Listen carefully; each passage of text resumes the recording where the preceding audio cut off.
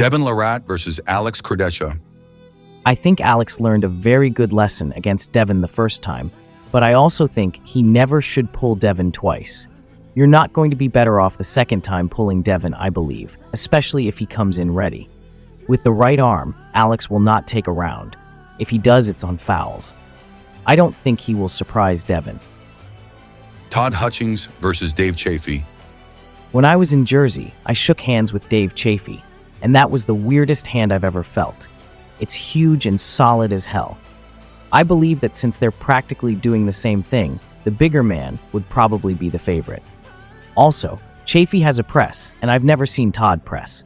I think that on paper, Dave should be the favorite, but I also see a way for Todd to be able to win. But I have to put my money on Dave. Rickard Bourneman versus Pavlo Derbedv. I think that Pavlo is stronger pretty much everywhere. Cup for cup, rise for rise, pronation for pronation, back pressure. But I do think there is a way for Rickard to spin out, take the wrist, and if he transitions to a press, it's going to be hard for Pavlo. But you also saw Pavlo holding Bortolatto's press on his left hand, so it might be too much. It's going to be a very interesting match. I have to say Pavlo is the favorite for strength and experience.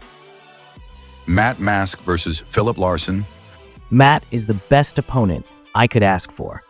I feel so much stronger now than I was then when we practiced. If I can't maintain the hand, my chances of winning just go way down.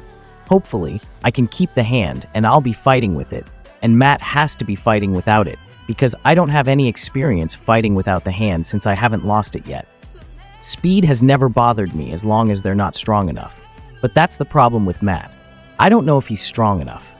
If he is, then the speed will of course be a big problem. I've pulled a lot of fast guys, but they just hit themselves out of position. So, if I can maintain my position and not let him hit me out of it, the speed won't be that big of a deal.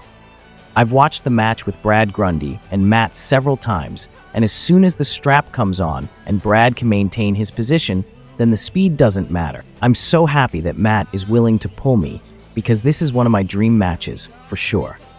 I will do my absolute best. I have to respect Matt to the highest degree, to the highest level. I like him both as a person and as an arm wrestler, but on the day, I'm going to want to rip your arm off and give you everything I have.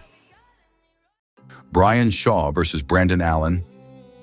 Brian has been pulling for a while, so I don't think he's going to end up in any weird positions trying to finish Brandon Allen's King's move. Still, I think he has learned his lesson. He's been training with great guys, so he's being taught the correct ways. The problem I see with Brian is that he is a strongman, and strongmen love to hold on to things. That's what he's been doing professionally for 30 years.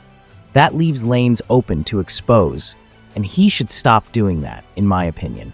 You can see his hand trying to grip in the setup, and that will expose the wrist. But if he beats Brandon and moves like an arm wrestler, me next, then people can't say I'm only picking on the little guys. Gabby Basconello versus Joseline Brouson. I think there are lanes for Joseline to win. I hope her side pressure holds up. I believe she will get Gabby's hand, just frame-wise, and she looks strong as hell. Then it's just a matter of connecting so she doesn't get pushed out sideways. If she can control the center sideways, or at least just hold it a little bit, I think Gabby is in trouble because Gabby has a much smaller frame. It's just the leverage. If she can set up a little bit supinated and rised up, I think she will crack the wrist. Siri Brown versus Derek Smith. I would say that Derek is the favorite. I've talked to Siri a little bit. The last match I saw was when he pulled Leroy Walker on the left, and he lost. I don't think Derek would lose to Leroy, but Siri said his right arm is way different. His right is way better than his left, so I think it could be an interesting match for sure. Siri is huge. It's insane. I think he can mess Derek up if he gets his lane, but it's also hard because Derek's frame makes it hard to get your lane against him.